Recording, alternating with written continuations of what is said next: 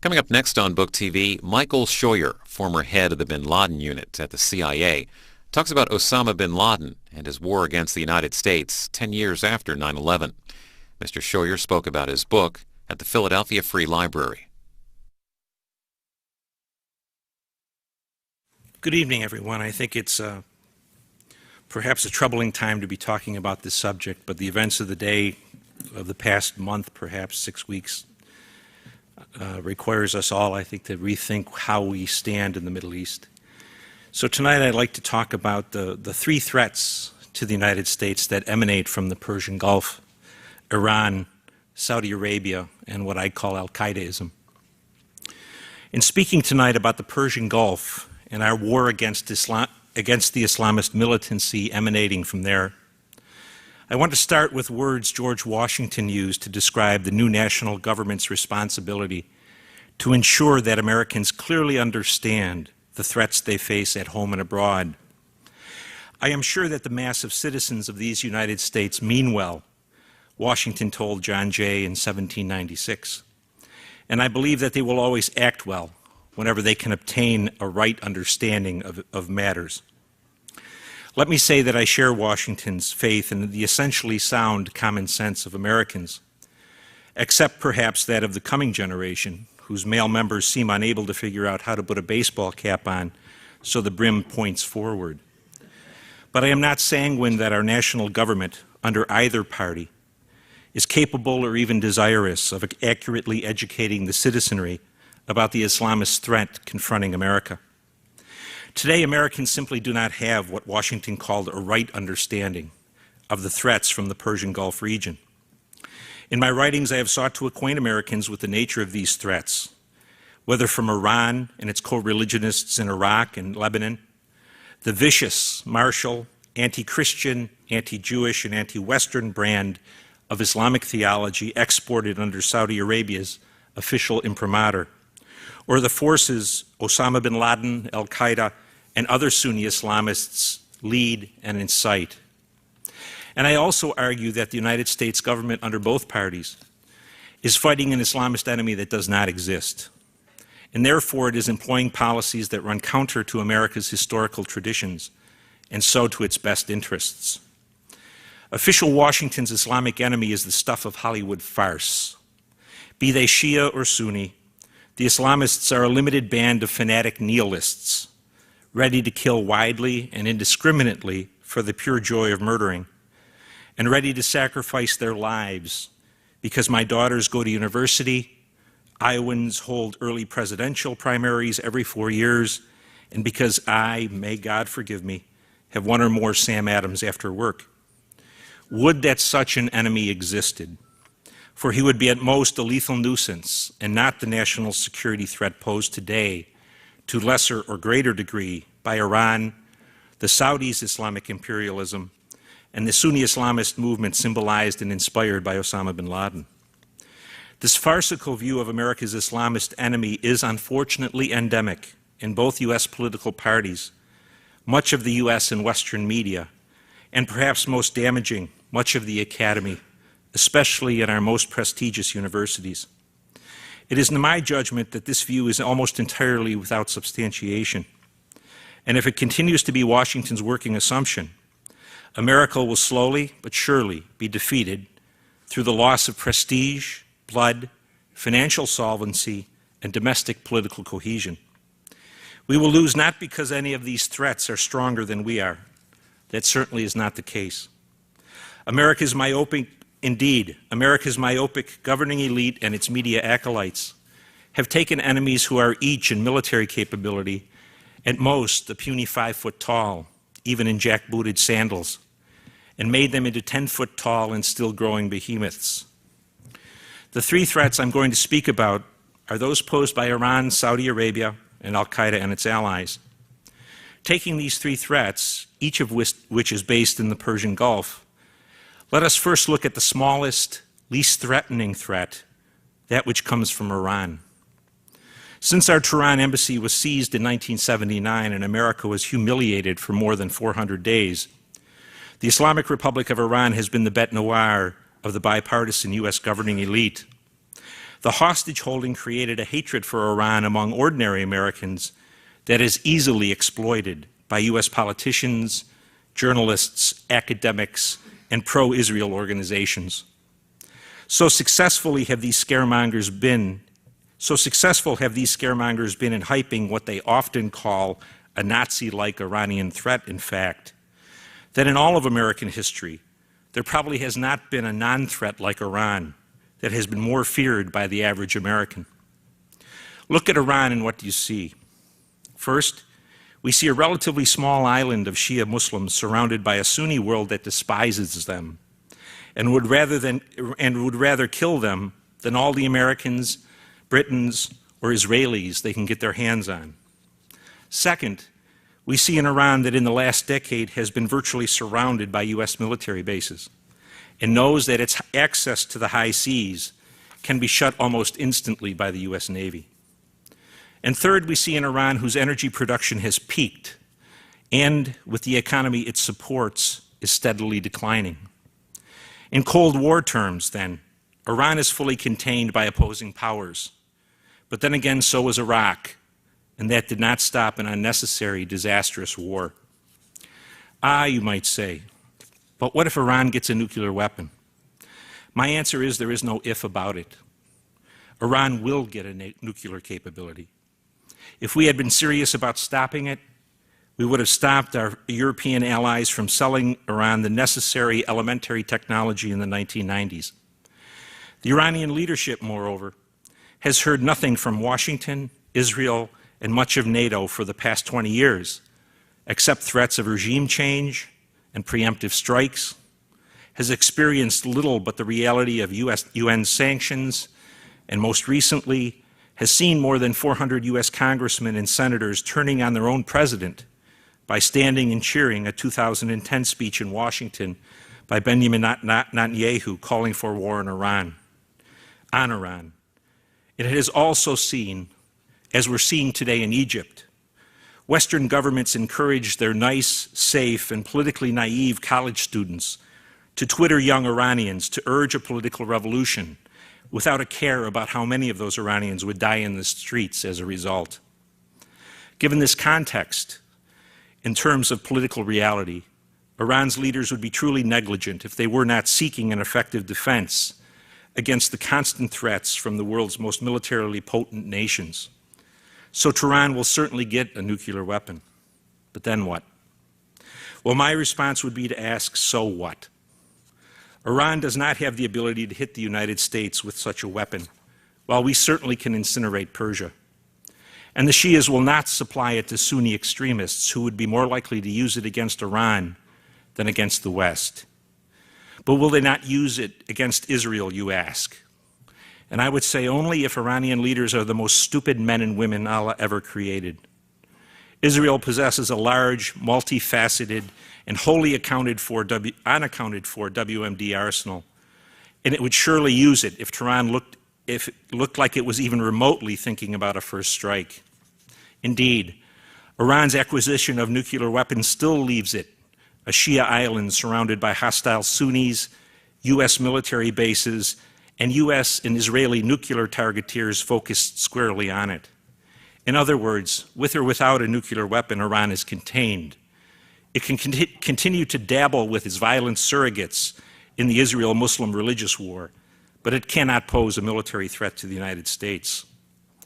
Before moving to our so-called Saudi friends, let me say that there is one serious Iranian threat to the United States, but only if we and/or the Israelis strike Iran first.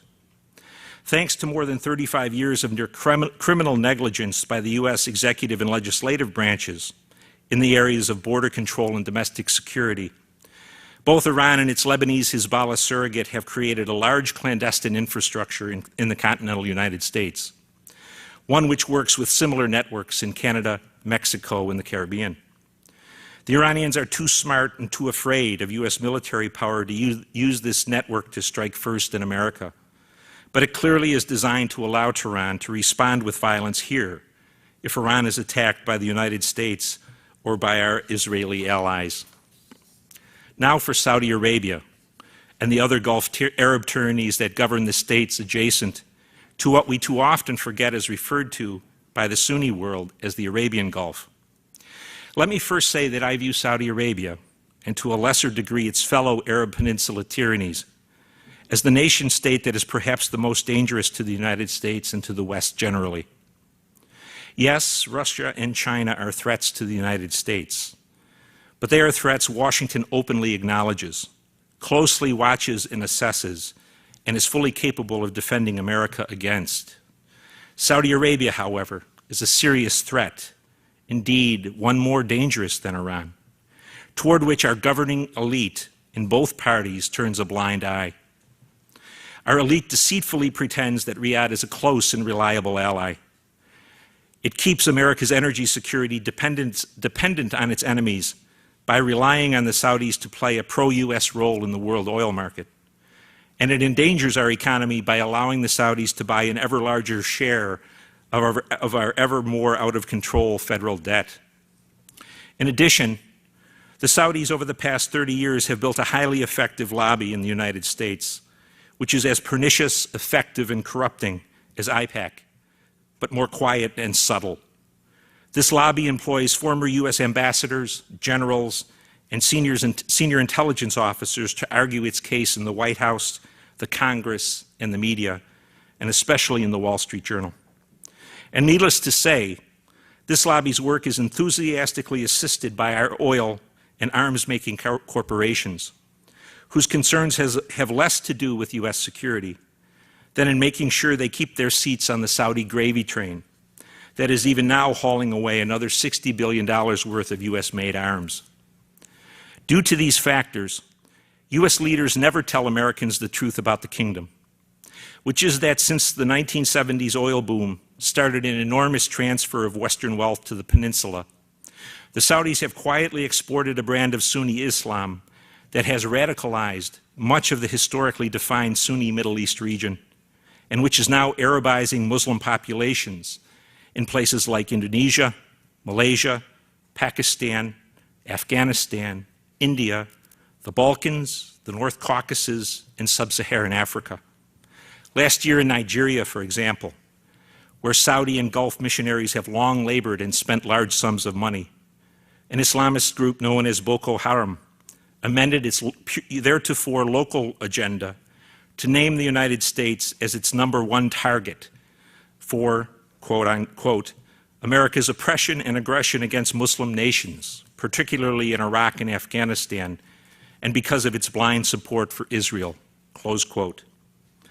More immediately dangerous for the West, however, are the Saudi regime-funded activities of its surrogate Islamist clerics in the United States and Europe, especially in the United Kingdom. For more than 30 years, the Saudis' domestic religious establishment, which controls education, social policy, and missionary work, has brought Western Muslims to the kingdom for theological training in its religious universities.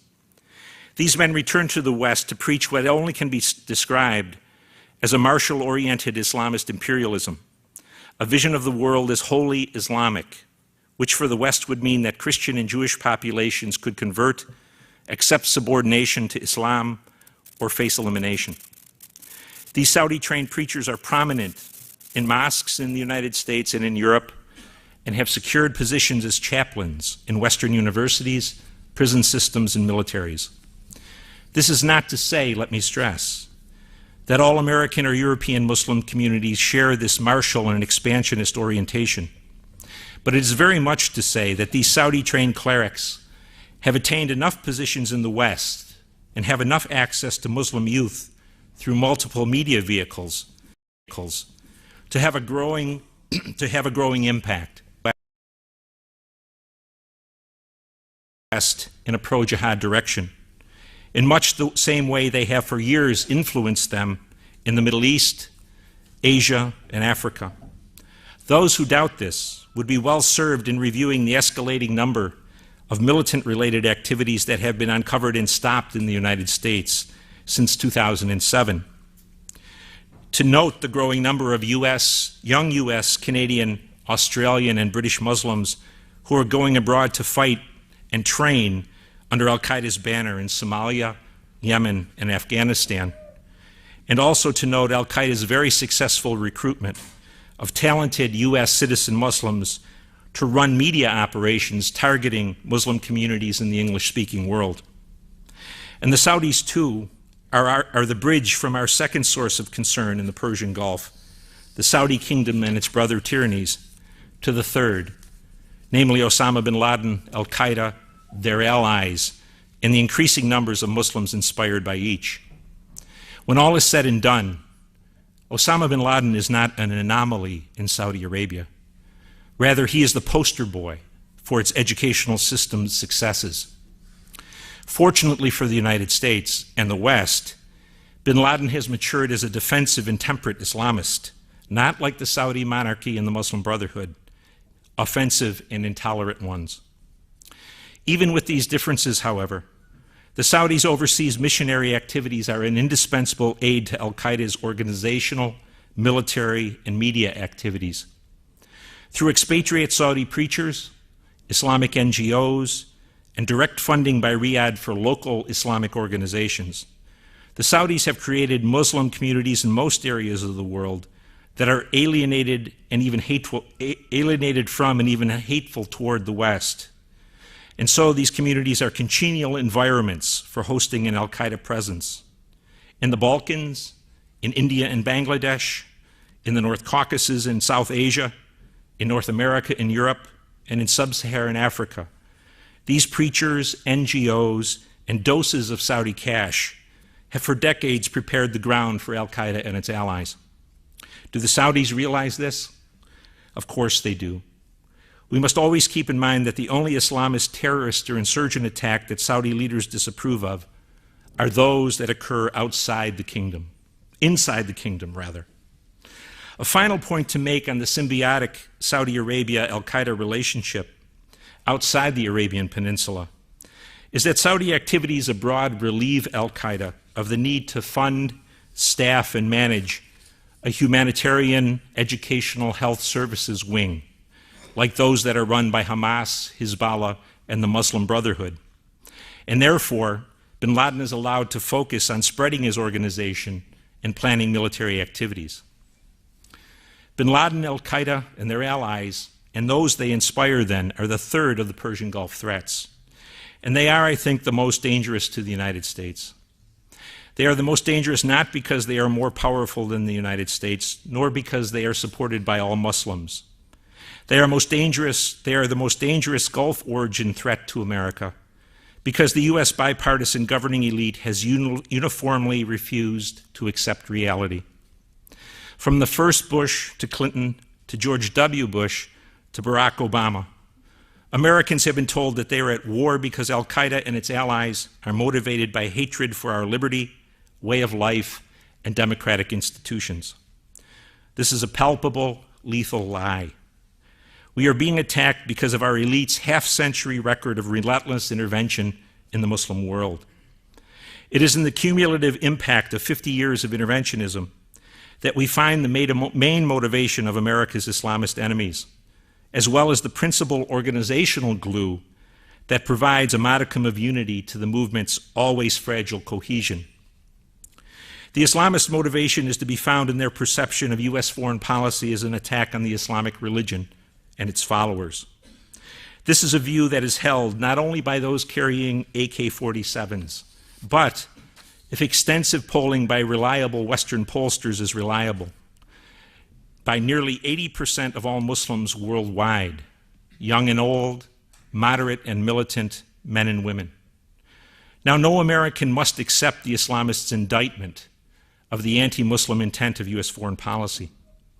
But to avoid military defeat, economic ruin, and ultimately widespread domestic violence, U.S. leaders must acknowledge and then explain to Americans that this is the Muslim world's perception, and that U.S. security requires all of us to accept the hard truth that perception is always reality.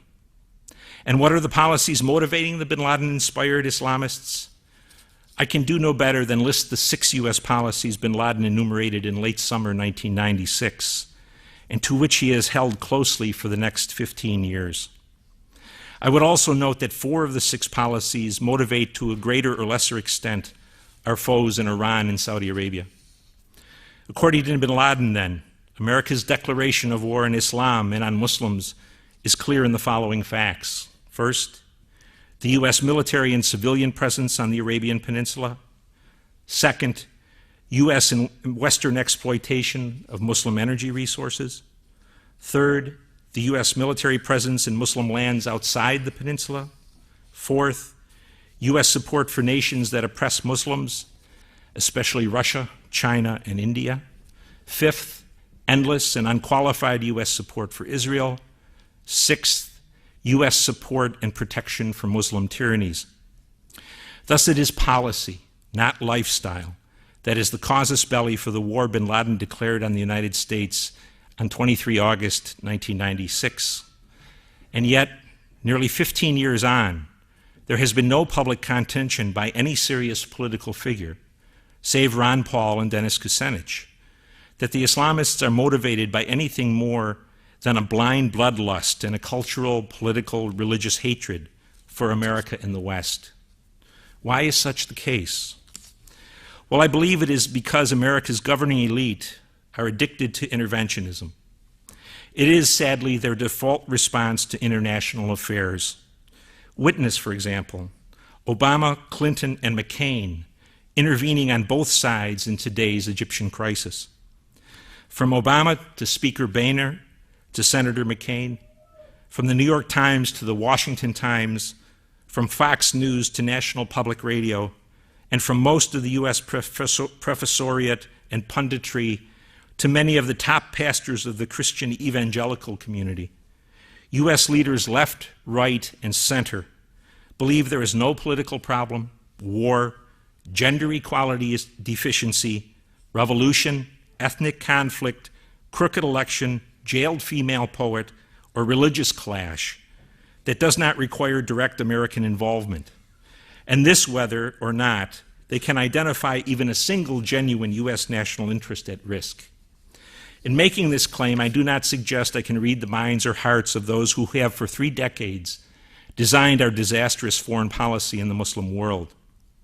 Because no one has such divine insight, I take as my guide General Washington's assertion that the views of men can only be known or guessed at by their words or actions. Using this metric, our leaders' pervasive, bipartisan, and doctrinaire interventionism emerges in sharp relief.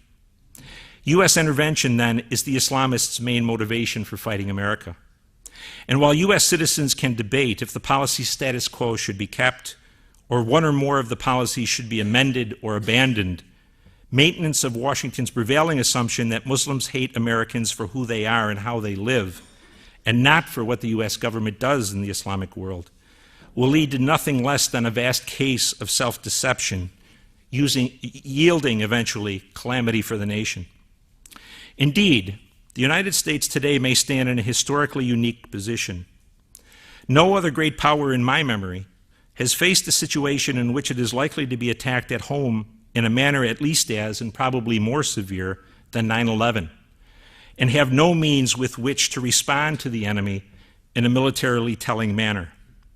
Having already destroyed the known infrastructure of al-Qaeda and the Taliban, we are bereft of meaningful military targets and are left with only the most likely default response: attack Iran no matter who attacks us, or attack symbolic targets, such as population centers in Afghanistan and Pakistan, or holy places such as Mecca or Medina. Thus, after a second attack in the United States, the choice for Washington would be one of two: either standing motionless in a quivering but impotent rage, or launching attacks that would make the late Professor Huntington's warning of a clash of civilizations all too prescient. In America today, as I think you will agree, the foregoing analysis is not mainstream. Indeed, I've often heard it dismissed as pathological. And yet, more than 14 years after al-Qaeda declared war on the United States, the cynical act of political expediency in Iraq known as the Surge is unraveling. As U.S. casualties resume, sectarian violence grows, and more elections come and go. The war in Afghanistan is lost beyond recall, and President Obama has marooned our military forces, making them dependent on resupply routes that traverse hostile Russian, and Pakistani territory. Pakistan is in genuine danger of going the way of Afghanistan, with unfortunate consequences for nuclear proliferation. And the Mujahideen bleed-through from Iraq is already visible in Jordan, Syria, Turkey, Lebanon, and Gaza.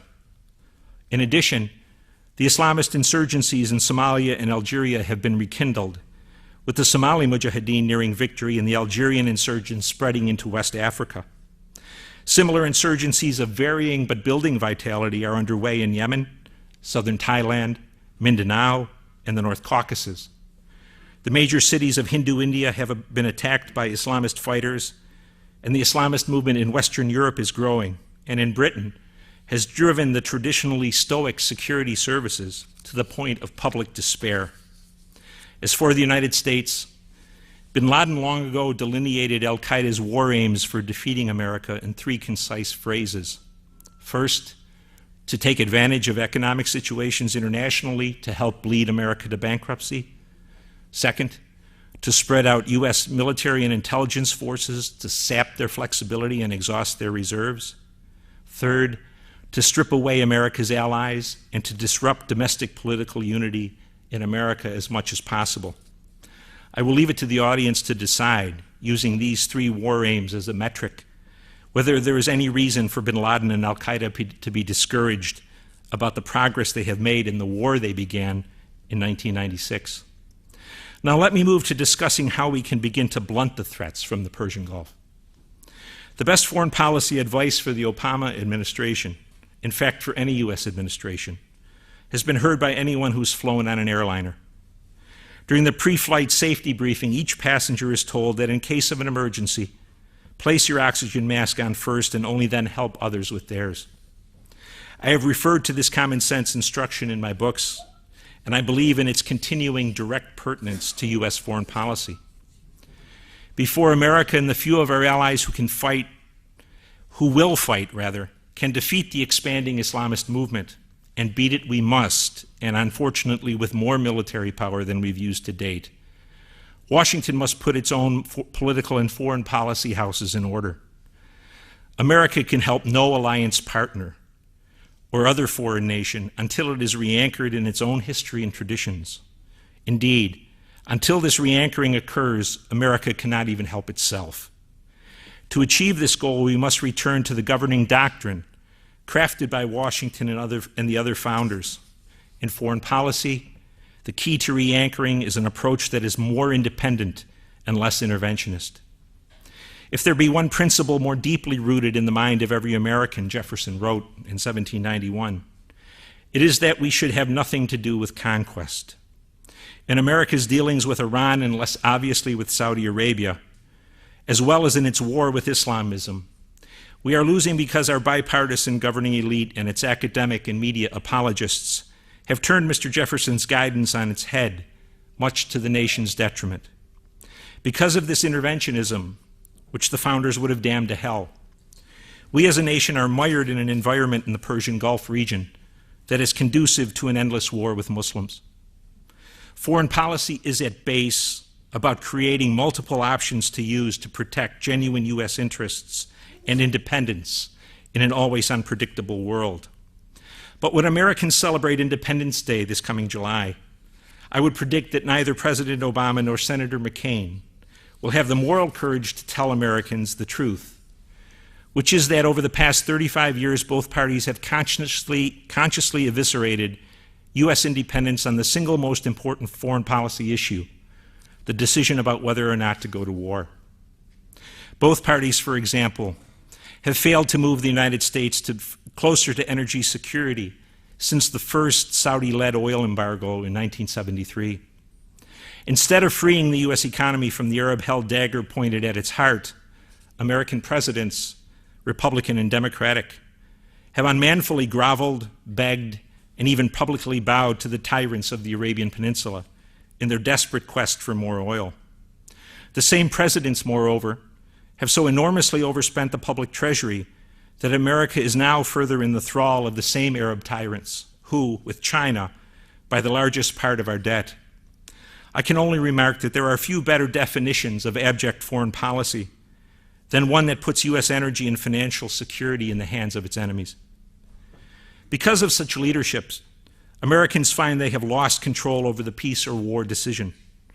If anti-Saudi unrest in the kingdom's eastern province ever seriously curtails oil production, U.S. forces will deploy there to defend and secure the Saudi police state and to restore the flow of oil.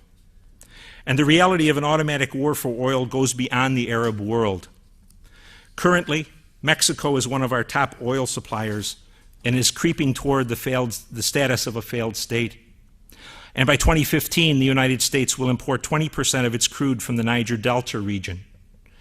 If production in either place, and both already have nascent insurgencies, is ever significantly reduced, U.S. soldiers and Marines almost certainly will deploy to restore production. And if you think the insurgencies in Iraq and Afghanistan are nightmares, wait until U.S. forces are fighting in the Niger Delta's 27,000 square kilometers of swamp and forest. As for Mexico, I can only think that our governing elite's criminal failure to enforce that indispensable component of national defense known as effective border control has set America up for a tragedy of Shakespearean proportions, a tragedy that when it comes will be of our own making, and one that once started will unfold rapidly and bring with it the strong possibility of significant violence in parts of the United States. Americans also have lost control of the peace or war decision because their leaders have involved them almost inextricably in the unending and unendable religious war between Arabs and Israelis. Ignoring and even ridiculing the founders' explicit guidance to avoid getting Americans involved in other people's wars, both parties not only have involved us in this Middle East conflict, but they have involved us in other people's religious wars. Can there be any better definition of an insane foreign policy than the one that today finds the United States not only involved to the hilt in this irrelevant religious war, but politically backing and frenetically arming both of the major antagonists in the war, Israel and Saudi Arabia? By being Israel's cash cow and unquestioning protector, and the only protector of the fundamentally anti-American Saudi state, Washington has created a situation in which America will be drawn into any Arab-Israeli war that includes any Arab state beyond Palestine, no matter the wishes or the interests of the American people. Having all but negated the ability of the United States to abstain from wars for oil and major wars between Arabs and Israelis, the U.S. political elite has completed an axis of doom for Americans through its apparently limitless zeal for overseas democracy crusading, a perversion of what America stands for that can only lead to war and more war. The American elite's democracy crusading in Iraq has destabilized the entire region, creating new threats to oil supply and making prices largely unpredictable. It also has cost American taxpayers nearly $1 trillion, has killed more than 4,500 of our soldier children while wounding 30,000 more, and has set the stage for a potential region-wide sectarian civil war. A few more missions accomplished like this one in the democracy-building realm will bankrupt our nation. And the still pending threat of another war to impose democracy, this time in Iran, which is, of course, a more representative state than Washington's Islamo-fascist Arab allies, would be a negative achievement of Homeric proportions. War in Iran would be billed as a war to liberate oppressed Iranians or to stop the spread of nuclear weapons, but in reality, it would be like Iraq, no more than a war to protect Israel. And in terms of American independence, just conjure for a moment the unnerving reality that 300 million Americans could awake one morning soon to find themselves at war with Iran because a man named Netanyahu or Ahmadinejad, both foreigners no American ever voted for, decided to expand in a religious war in which no genuine U.S. interest is at stake. As I noted, our participation in such a war would produce Iran-sponsored terrorism in America and just might temporarily unite the entire Muslim community, 1.4 billion people if you're counting, in a jihad against the United States. America's bipartisan governing elite then, with the support of the media and the academy, have brought the United States face to face with war at every turn. Wars over oil, wars over religious conflicts in which no genuine U.S. interest is at risk, and wars to impose secular democracy on peoples who will fight it to the death. The situation is surely the antithesis of what the founders intended when they designed a system meant to limit the chance of arbitrary government that leads inevitably to tyranny. The founders knew, and contemporary Americans are painfully learning, that there are a few better definitions of tyranny than one that finds a nation repeatedly led into wars where no national interests are at risk by the personal beliefs, ambitions, or even whims of a single individual and his or her closest advisors. To have a shot at negating the Persian Gulf threats to America, U.S. leaders must be made to abandon their half-century binge of interventionism and begin to rebuild a politically cohesive, financially solvent American republic to replace Washington's already collapsing Jacobin attempt at empire. The question is, of course, how to begin to retrieve the blank check commitments U.S. leaders have given to foreigners. Let me suggest several ways of proceeding. First, America must accelerate conversion to alternative energies, expand nuclear power, and further exploit fossil fuel reserves. In America, nothing should be allowed to deter the ingenuity and initiative of Americans from securing greater energy self-sufficiency.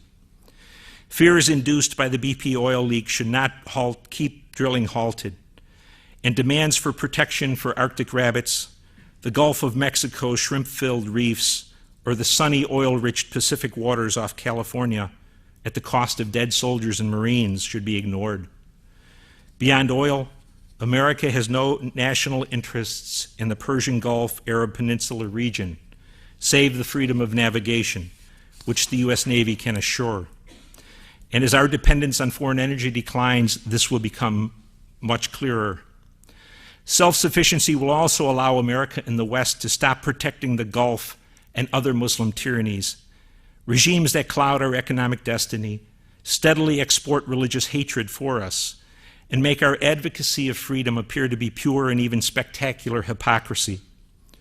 For America and its allies, it will also end the current cruel reality that sees a portion of the price parents pay at the pump flow from oil-rich Arabs to Islamist insurgents who are killing their soldier children in Iraq and Afghanistan. Second, the impossible must be done. The Congress must be made to find a backbone or be purged in coming elections, a backbone with which to end its supine and surely illegal abdication to the executive branch of its sole power to declare war, and thereby restore constitutionality and therefore sanity to the U.S. war-making process. Infamously, no Congress has declared war since December 8, 1941. And yet we have repeatedly seen America dragged into wars because one man and his advisors have decided it is the right thing to do. Joint resolutions permitting the president to start wars are cowardly acts that surrender constitutional prerogatives and allow senators and congressmen to have it both ways. They can applaud the troops and beat their chest if the war goes well, or they can snipe at and undermine the president if the war goes belly up. Our post-war history is littered with failed wars initiated by the president and which divided Americans amongst themselves. Perhaps the restoration of the founders' intent on the issue of war-making will allow Americans both to win wars abroad and not wage them against each other at home. Third, the United States must stay out of other people's wars, particularly their religious wars. America, for example, now stands as the abject loser in the Israel-Hezbollah conflict, the Israel-Palestine war, the economic strangling of Hamas, and the periodic Israeli invasions of Gaza. Indeed, America is in part losing to bin Laden and the Islamist movement because of its absolute backing of Israel, which requires, among other things, the coddling of Arab tyrannies, and its self-defeating blind eye for the Saudis' blatant and aggressive jihad spreading. America, and I would suggest Europe, must withdraw from this savagery.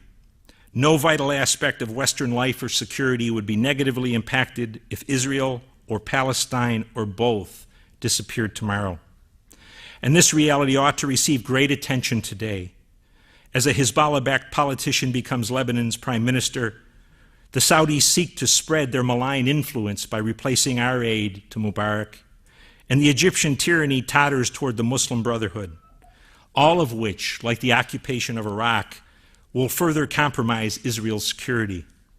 In addition, we are tied to the Saudi tyranny only because of the moral cowardice of politicians eager for cheap oil and massive arms sales.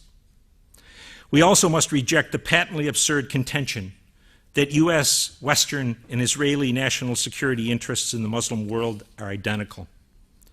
America is now shedding blood and treasure in Iraq because of our country's neoconservative and pro-Israel citizens and their journals. These men provoked a hubristic war based on the idiot idea that a democratic state could be created in Muslim Iraq that would be less than wholeheartedly anti-Israeli. In doing so, Saddam, a shield for the Israelis, and Israeli security were permanently compromised from the moment the U.S.-led invasion of Iraq began. Moreover, this is not a fixable situation. Because a potential Iraq regime ambivalent toward Israel exists only in the minds of pro-Israel U.S. citizens, these are the men and women who at day's end are Israel's most lethal enemies. The cost of unqualified U.S. support for Israel long has been measured only in dollars and political capital, and as such has been largely ignored by Americans inured to Washington's prodigal waste of both. But we are now in a situation where the cost of support for Israel is or soon will be measured in the lives of American parents' children. That cost, I think, will quickly become obvious, abhorrent, and utterly unacceptable to those parents. Fourth, finally, and I think most important, the U.S. government and its European allies must stop trying to spread democracy abroad by military, financial, humanitarian, or political intervention. No young American man or woman should die for the insane goal of giving the people of Iraq and Afghanistan a possibility of embracing democracy, a phrase used ad infinitum by U.S. presidents and other Western leaders. No small R Republican government like our own has the right to spend the lives of its young in military crusades for patently unobtainable abstractions, such as giving liberty, justice, gender equality, and democracy to foreigners who do not want them and will fight them to the death.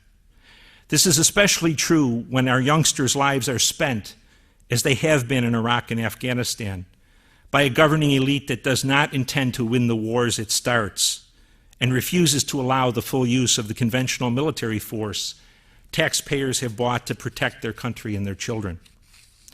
U.S. foreign policy, then, must revert to what it was before the Cold War gave license to U.S. politicians to become democracy-mongering interventionists. Foreign policy is meant to defend our country, not to define who we are by doing what our elites define as good deeds overseas. In America, foreign policy need do but one thing. It must protect America so as to allow for the domestic expansion of liberty, freedom, and the equality of conditions. If no additional foreigner ever votes in an election, Americans, and I would say Europeans, would be no worse off. And practically speaking, our efforts to build democracies abroad have a track record of making us less safe, not more safe. Indeed, Washington's interventionism and its more recent democracy crusading in the Muslim world has impoverished us in treasure, blood, domestic political unity, and what Mr. Lincoln called the rightful example of the rightful influence of our Republican example. To protect the precious legacy our ancestors have built here in North America over the past 4 centuries, we in America must return to the founders' goal for our country, that of being the well-wisher of freedom and independence for all, but the champion and the vindicator only of our own. Thank you very much.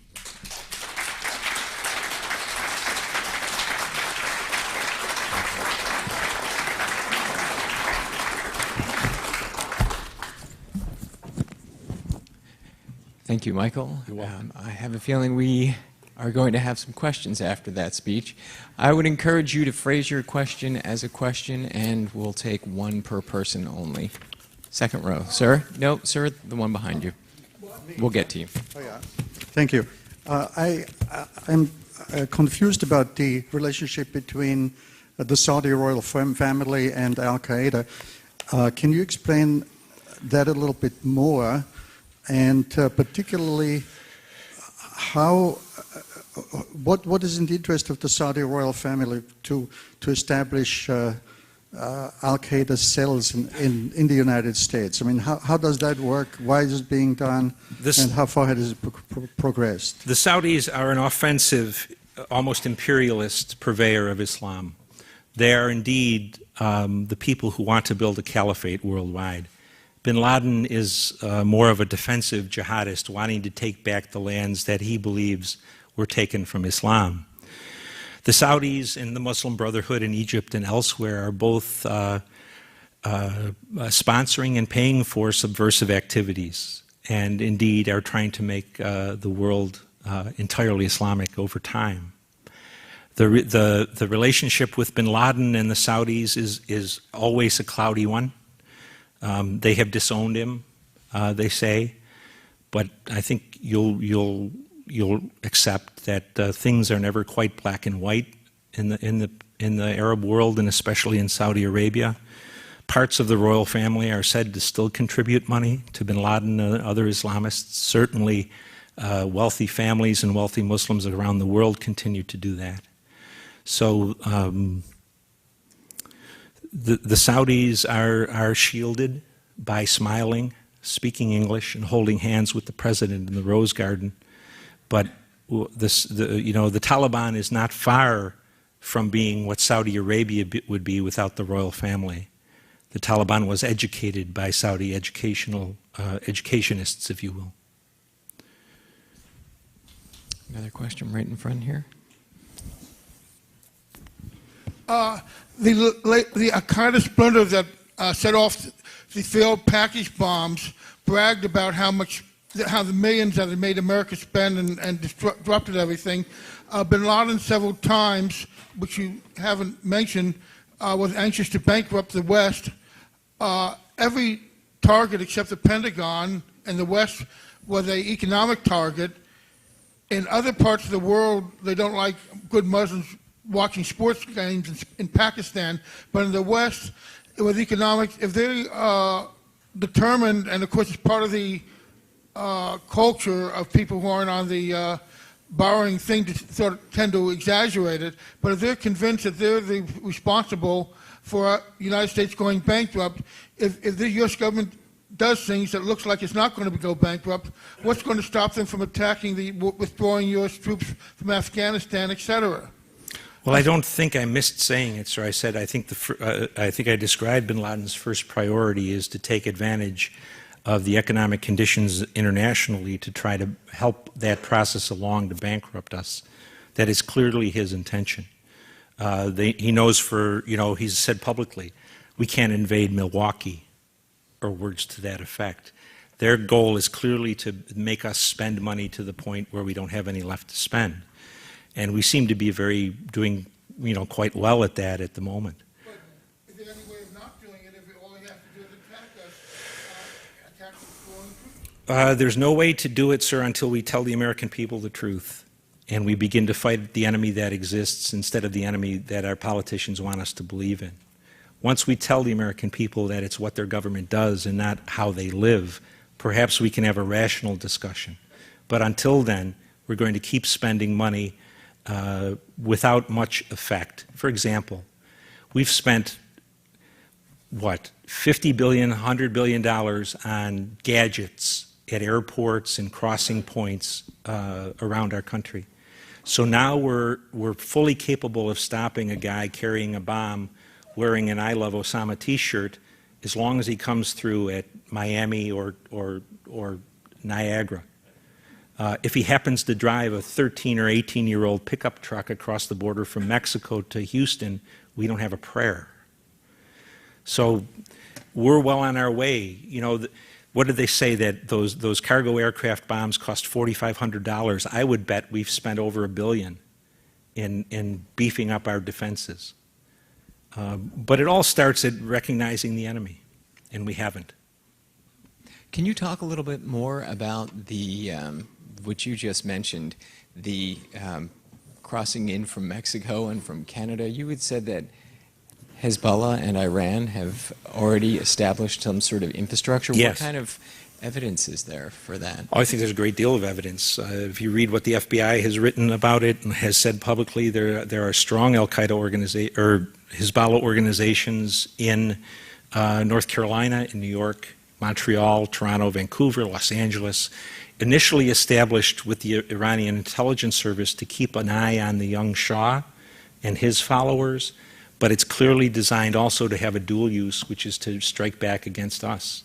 It's not talked about very much. You know, the Bush administration talked about Saddam having a terrorist capability here, and of course he didn't, but the Iranians absolutely have a presence here. Okay, thank you. On our left in the third row. I have a question or ask for a comment on the failure of the intelligence community, which is which has rapidly grown in funding and also power in the United States. And is a large part responsible, I feel, for these wars that we engage in at their suggestion. Well, the intelligence community can't declare war. Well, no one declares war anymore, so let me step back from that. The intelligence community is particularly the CIA is peculiarly the instrument of the President of the United States. What the intelligence community does is ordered and authorized by the President. So the idea that somehow the CIA and the community is a rogue organization is kind of nonsense. And you're seeing the absolute knavery, if you will, of the President of the United States, Mr. Obama, in blaming the intelligence community for not telling him this stuff was going to happen in the Middle East. For the past 30 years, the intelligence community has reported that the tyrannies in the Middle East live on a knife edge, that they will be just fine as long as they're brutal and repressive and nothing out of the ordinary happens. If he didn't know that, it was a failure of his senior advisors or of his ability to see the world as it is rather than he wants it to be. I suspect the only intelligence failure was an inability to predict the day the guy lit himself up in Tunisia. Just as the intelligence failure in 9/11, of course, was Mr. Clinton's failure to kill bin Laden when he had multiple chances in 1998 and 99. And the reason the war is going on in Afghanistan today is because Mr. Bush didn't kill bin Laden when the community had identified his presence at Tora Bora in December 2001. Over the course of my career, intelligence failures are generally the result of Republican and Democratic presidents failing to act in time on intelligence that they have. Yeah, we need to move on. There's a gentleman right behind you, and we'll go to this side. I thought your presentation was very courageous and very intelligent. And is there any way that I would like to read it and go through it again? Is that available? Well, this one is all marked up. I could surely send a copy to Andy, and if he wants to put it on the website or send it to people who request it, I don't think that's a problem, sir. Well, and this is being podcast as well, so yes, you can sorry. just download it probably Okay, within I a wasn't week. aware of I'm that. sorry, I forgot. Yeah, that's fine. All right, thank you. Okay, gentlemen, yes. You've presented some very interesting points about alternative approaches to foreign policy and domestic policy. Can you tell me what kind of following and what kind of support we might see in terms of Congress or in terms of the executive branch with anything that you have I don't think laid we'll out? see any, ma'am. I think Mr. Paul is the only one who speaks on this, but the one thing I would tell you is I have toured the country quite a bit speaking, and people between the age of 24 and 36, 37 are very interested in doing more at home and less overseas. And so I tend to think that the quality of our leadership in both parties is so bad at this particular time that the only thing that's going to get us off the mark, either on foreign policy or debt or a number of other issues, is calamity. They won't do anything until a disaster occurs. I hate to be that cynical or that negative, but I've watched this for an awful long time, a very small portion of it. But I watched bin Laden attack us, for example, in Somalia in '94, twice in Saudi Arabia in '95 and '96, destroy 2 of our embassies in East Africa in '98, almost sink the coal in 2000, and then 9/11. And after each one of those things, I thought the American government is not going to let this grow and fester forever. It's going to, and it never did. And so I guess I would say I'm resigned to waiting for the calamity that will trigger change. Why did we pull back at Tora Bora? You were here with Gary Bernson, who was on the Jawbreaker team, and we were talking about that at the time. And Gary said that they had everything triangulated, they knew exactly where he was, that it had to do with the generals. And Frank pulling back. The generals, if there is a blessing from all this war, it perhaps is the fact that the next crop of generals won't be bureaucratic paper pushers, that they will have seen their troops die on the ground. The generals, when we had bin Laden caught in the Tora Bora Mountains, decided that it was bad public relations to lose our own troops, to do our own dirty work, if you will. And they found 2 Afghan commanders to hire to go into the mountains to get him. Gary was on the ground, sent the names back to us, and we did the name traces. My people did the name traces on the 2 gentlemen. Both of them fought with bin Laden against the Soviets, and both of them were commanders for the local Mujahideen tribal chieftain who lived in the Tora Bora area. Both of them were his commanders. So they were clearly going to be a day late and a dollar short. They took our money, and they were a day late and a dollar short, and Osama got away. And the only reason he did is we didn't use the 6,000 Marines and the 10th Mountain Division that were nearby and eager to go. More questions. Let's see. Bill, if you can get this fellow in the blue crew neck here who doesn't have his hand up but did. Yes. Yes. I wanted to ask you about bin Laden. You said one of his issues was that we were exploiting the oil from the Middle East. Yeah, it seems to me that it's a two-way street. The fact that we were dependent on the oil is a plus for him, not a minus. So could you explain that? The argument is that until recently, at least, we have exploited the oil at prices less than the market would have required.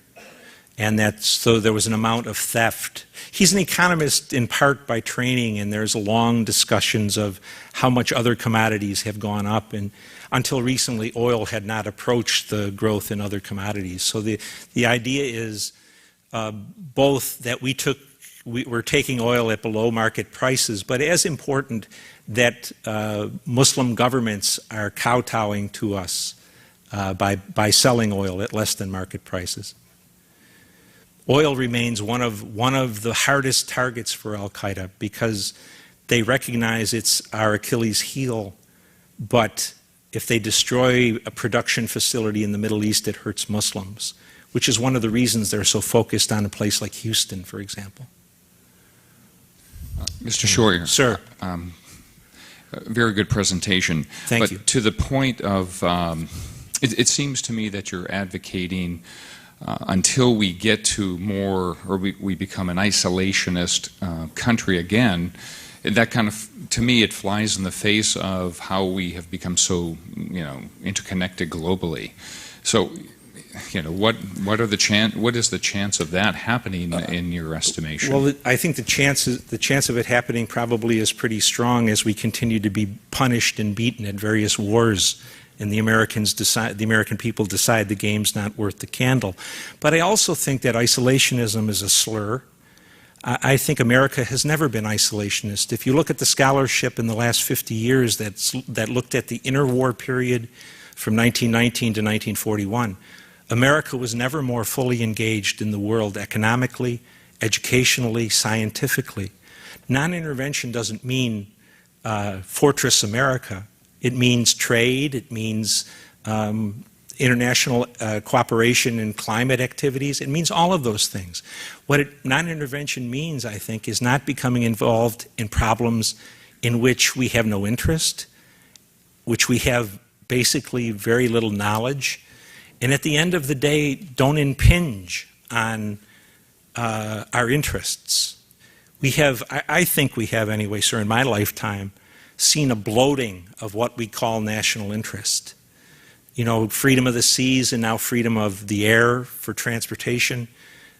Certainly, unfortunately, energy is a national security interest, but to be a parent of a 20-year-old who's considering the Marines, to think that someday I might have to face a dead son because my government thought it was worth spending his life so Mrs. Mohammed can vote would be very painful, I think. And so I don't think I'm arguing for isolationism. I think I'm arguing for perhaps a better definition of what's really in our interest. Lady in the fifth row. The current strife in Egypt seems to be democratically inspired. All sorts of persons at this time and in the past weeks have been out on the streets. And I'm wondering what kind of response you think we should make to Egypt, just to stay out of it and let Mubarak and others handle it. How should we relate to the current Egyptian situation? Well, I think the way we've proven the way we shouldn't, which is to have come down on both sides. First, we were for a a quick transition to democracy, Mrs. Clinton said. And then we said, oh, well, wait a minute. Maybe we need Mubarak to look over things until the election comes. I think perhaps the best option is to keep your mouth shut and let the cards, kind of fall where they may. But to be realistic, we really can't do that. We have put, for 30 or more years, we have built rather for 30 or more years our position on the Middle East on supporting tyranny. Whether it is in Saudi Arabia and the Persian Gulf, or to protect Israel, we have maintained the Jordanian tyranny and the tyranny in Egypt. And by not taking out the al-Assads, we have let that tyranny exist also. So the real problem for all of us, I think, to face is that if there is a change in government in any of those three particular dictatorships, Israel's security is compromised. The compromise of its security that began with the destruction of Saddam is multiplied, because any government that follows those three governments is going to be A, less effective, B, more influenced by domestic Islamists. I would doubt, for example, that Egypt would renounce the treaty, but they would be less willing to expand it or further that cooperation. And they certainly would not be willing to kill Egyptians who were trying to help the Palestinians. So I think we're really... The other thing, if I can say it quite sincerely, what I take away from the Egypt situation is the utter failure of the American educational system to prepare Americans for how the world is and not how we want it to be. The idea that any responsible politician in either party or in the media would expect a democracy to emerge in Egypt is either a signal that they don't know American history or they have no respect for what we've accomplished really in 800 years since Runnymede. And the media, of course, is a cheerleader for these people. Who do they interview? They interview Egyptians who are middle class, educated English speakers. So what impression do we get? That they want a secular democracy? Does it make sense, really, in a time of turmoil, violence, and perhaps instability for a prolonged period, that 32 million Muslims in Egypt would reach for an alien ideology like secular democracy over 1,000-year-old faith in Islam. It just strikes me that our education system has really left us in a bind. I was on Fox earlier this afternoon, and I had people. I just finally kept my mouth shut because the host was insisting that Cairo was on the verge of becoming Philadelphia in terms of governing itself. I see hands, but we have time for only two more. The lady in the second row right here. The media reported that there was a cyber attack on Iran nuclear facilities that originated with a joint American-Israeli faction. Could you give us some insight on who or what is behind that, and what is it still going on? Is it still a threat? Ma'am, I've been out of the government for 6 years. But just listening to the media, it's apparent that U.S. officials are extraordinarily concerned about what they're calling cybersecurity. And I also know from my own time in government that the military was ordered to develop a very vigorous capability to attack cyber targets. And I've read that that it was either a U.S. or an Israeli or a joint effort to go after the Iranian computer system or whatever it was. But I don't know that for a fact. You know, all I can give you is speculation, except that over the last few years I was still working at the agency. Cyber warfare was becoming not a password kind of a very important concept, and it was attracting large amounts of funding. We're going to take one more question all the way in back there, but I would point you to an article that was in the Times Magazine about 3 weeks ago about the creation of the Stuxnet virus between Israel and the U.S. and I believe Siemens, which is the corporation that makes the generators that were sabotaged. Yes, sir. Yes, thanks, Mike, for enlightening us tonight. And my question of observation is, could America really get to listen to what you're saying?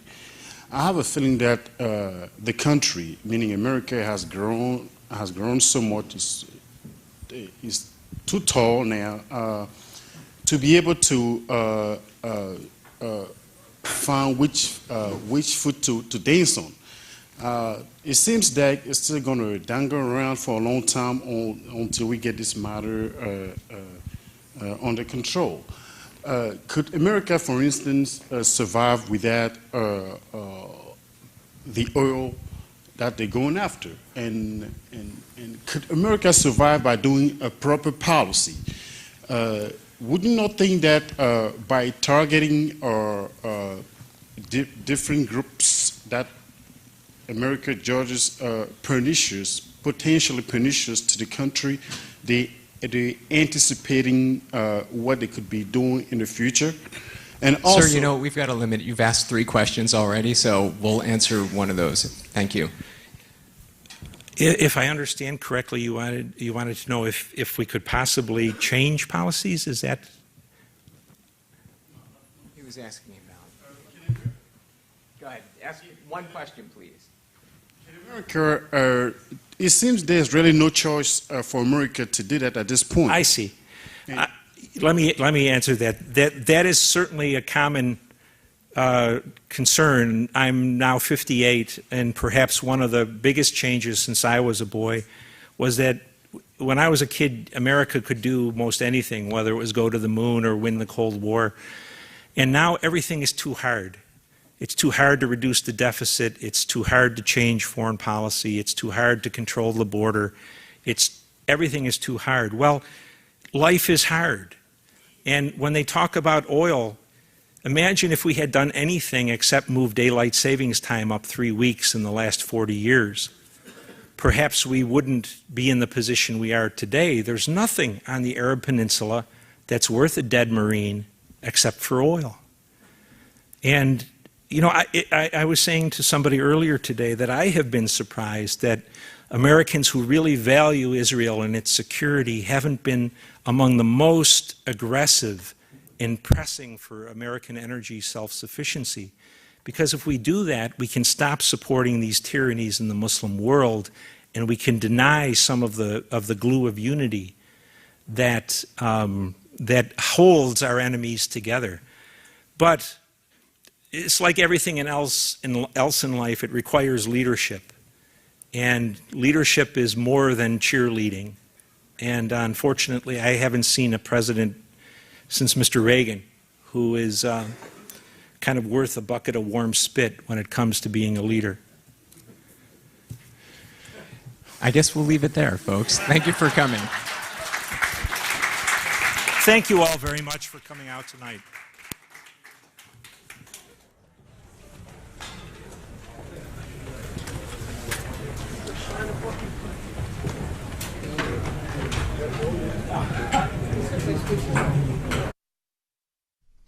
And for more about Michael Scheuer and his work, visit non-intervention.com.